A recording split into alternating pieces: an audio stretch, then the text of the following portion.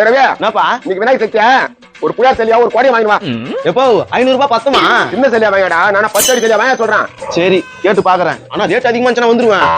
500 ரூபாய்க்கு என்ன பண்றது? நம்ம கையில காசோட வரா விநாயகர் சிலை வாங்கணுமா? எங்க வீட்டுல வந்து தூக்கி வந்துட்டா. டேய் உங்க வீட்டுல கும்பிட மாட்டாங்களா? எங்க அப்பனே நைட் எங்கேயோ தூக்கிட்டு தான் வந்துக்கிறான். அதை நம்ம காசு ஆக்கிடுவோம்.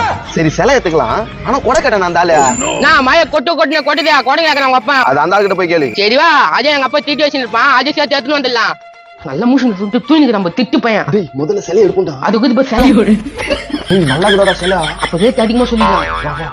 மாப்ள கொடையும் இருக்குதுயா. நெத்தா திரும்பி வந்துருப்பான் திட்டு பையன். சரி வா போயிடலாம். இவ்வளவு டைம் ஆகுது, நாளை காணுமா? இதோ பாத்தீங்களா? எப்போ பாத்தியா கலர்ஃபுல்லா இருக்கிற சிலை. ரேட்டு தான் கொஞ்சம் அதிகம். சேலை வாங்கிட்ட கொடையாங்கடா. கண் தெரியாத கபடியா இதுதான் இதா. டேய் இந்த கொடையா வாங்க சொன்னா புள்ளையார் கொடைடா. புள்ளியா இருக்க இந்த கொடையை வைப்பா. இப்பெல்லாம் அதான் வைக்கிறாங்களா? ஐயோ சாமி குடையாப்பா. அப்பா நாங்க வெளியே போயிட்டு வரோம்னா அதான் நல்ல கிட்ட சொல்லுங்கடா, வா போலாம். இவன் கூட சுத்தாதேன்றேன்.